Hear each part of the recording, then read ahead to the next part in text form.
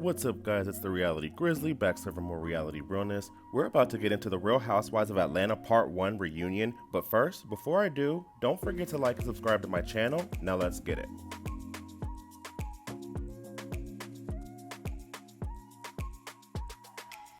Baby, the shade fest that took place on Part 1 of the Real Housewives of Atlanta reunion did not disappoint. Andy asked Kelly how she feels about Brit missing the reunion, and Kelly says, "I'm shocked and it's unfortunate because she caused mass destruction and played the victim and the villain at the same damn time." Drew reveals Brit is suing her over a blog talking about the poster board incident that Kenya pulled off. Apparently, Drew was the source of the photos given to Kenya, Brit feels. See, Brit is the kind of girl you can't hang around. She will sue you for anything under the sun, child. Portia sets the intention for the reunion, saying she's back to being Portia again and she wants to step to all the ladies with the truth, saying, "I want to know if we're either going to move forward or close the door." Cynthia gets brought out. She says she likes being a friend of because she was able to relate to most of the ladies and the things that they've gone through. She blushes and gushes over her 39-year-old boyfriend, Le Prince, aka Amsterdam. Portia gets asked about how this season was supposed to be her happily ever after and also her time at peace. She starts off emotional due to the loss of her cousin Londi, and Andy sends his condolences and then asks her about finally being able to film in her home. Portia says the house meant a few things to her. She says they were so in love that they almost didn't want to sign a prenup. She also mentions Simon purchased the home prior to them getting married, so when it was finalized, it became the marital home, and it was the only thing she got from the divorce. Portia doesn't want to speak on Simon for legal issues, and they turn to Phaedra and she confirms Simon was in fact incarcerated by ICE due to immigration issues. Andy asks Portia if she called ICE on Simon, and she replies, "It doesn't benefit her for him to be detained," which I agree. If he's detained, it only makes sense that getting spousal support would become even more of a challenge because he's not in the States, so I do believe her. Andy asked Kelly if she was asking Portia out of concern when she said, "Why did she take that woman's husband?" Kelly said she was definitely asking out of concern, and Portia shut it down almost immediately and said, "If you were, why would you be screaming that upon your first time meeting me?" Kelly says she wasn't screaming, she just wanted to know. Portia asked her, "Well, did you get your answer?" And Kelly says, "Well, the answer was that you really did love Simon, but did I feel that it was real? No." Now, was that supposed to be shade? Portia felt disrespected because they had a one-off conversation coming together about how they were both going through similar things regarding their divorces, and Kelly is like, "Baby, I was married for 11 years and you were married for 11 months. Let's not compare apples to peaches." Now that was a cute light read. Kelly says she was fighting physically and financially. Andy asked Portia why she said she wanted to bang Charles. She says she wants to apologize again and says Angela also apologized for her for speaking on Simon first. Angela was like, "No, let me tell you how it really happened. You spoke on Charles first. You said you knew something about my husband." Right after that, she accuses Shamia for allegedly introducing Portia to Simon. Shamia stops her dead in her tracks and says, "I absolutely didn't say that." She said she absolutely supported them and says they looked good together, but she never implied she introduced the two. Andy asked Portia if Shamia introduced them, and she paused for a good 4 seconds and says, "No, Shamia didn't." They played the tape back and Shamia was vindicated. She only said she was there when she met Simon. So, I guess that kind of gave Shamia her win. Portia is asked if there are any chances of Pilar having a sibling with Dennis. Portia appreciates Dennis and says that's why she was so protective over their co-parenting relationship.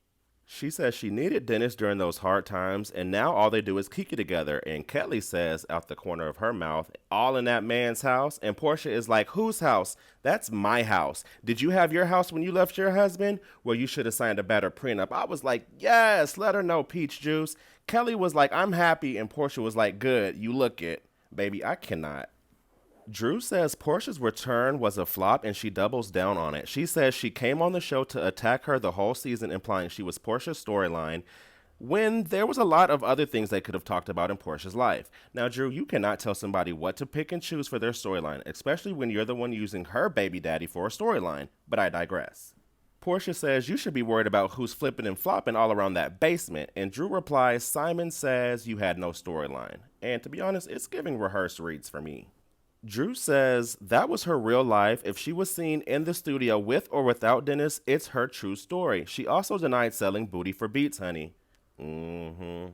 Cynthia says Drew should have never been in a position for that to even be insinuated and that it looks bad. Portia and Shamia go back and forth, playing revisionist historian when it came down to the motive behind asking Drew, episode 1, if she was dating Dennis. And then Portia gives Drew her credit when it came to her album, saying, damn good album, and how she would never want to take down or take away her talents from her, the way Drew did on The Breakfast Club, trashing Go Naked Hair. Portia is asked if she owes Drew an apology for the way she treated her during filming with Dennis after now being able to confirm it was all business. Portia and Drew hug it out. Angela is like, just 17 episodes later. I was like, damn. Portia apologizes for filming with Ralph. She admits that she was being petty due to Drew filming with Dennis, says no matter how she felt about the situation, it could have been talked through. Drew accepts her apology and says, I see you. I love it. Kelly explains her fallout with Brit. Kelly felt as if Brit wasn't there for her like she was for her during her dark days. Also, Kelly says Brit pretty much used her entire team, not only Glam, but her management also. So then we find out there was an alleged alliance conjured up before the show, which included Shamia, Brit, and Kelly. Apparently, they met in Houston before filming started to talk about how they were going to turn things up and take down Portia. Shamia says Portia was a part of the alliance also. Portia denies being a part of it, but Shamia insists that she very much so was involved. Andy asks, well, does Portia know she was in the alliance? And Shamia was like, yes. Now, I love Shamia, but this made no sense. Why would Portia be involved in taking herself down? Also, she wasn't in Houston when the other three met up, so it doesn't make sense. And then Shamia says she had to try and soften up the newbies to try and get to know Portia. Why would you have to soften them up to get to know her if she's already in the mix, in the alliance? It just fell flat, Shamia. Love you though. Portia says alliances have never served this show positively, so she would have never taken in part of that. And that is a great point. Alliances never work, and the show just ends up being team versus team, and nobody wants to see that. Kelly does end up apologizing to Angela about having Brit's back while she attacked her and backed her up on many occasions. She also shuts down rumors that she had an abortion, and from the information she shared about her tubes being tied, proved that Brit was lying in the heat of the moment.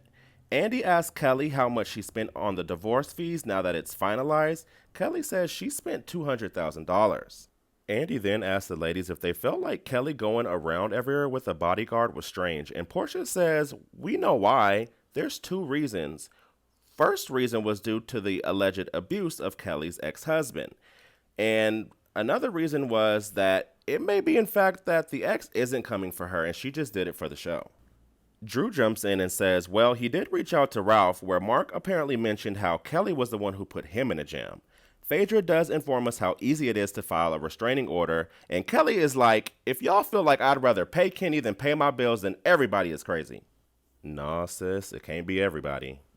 Andy questions all of Kelly's expensive on the show, like facials for her dog, etc., and then asks, will she and Britt ever be friends again? And Kelly says no, we're just not equally yoked.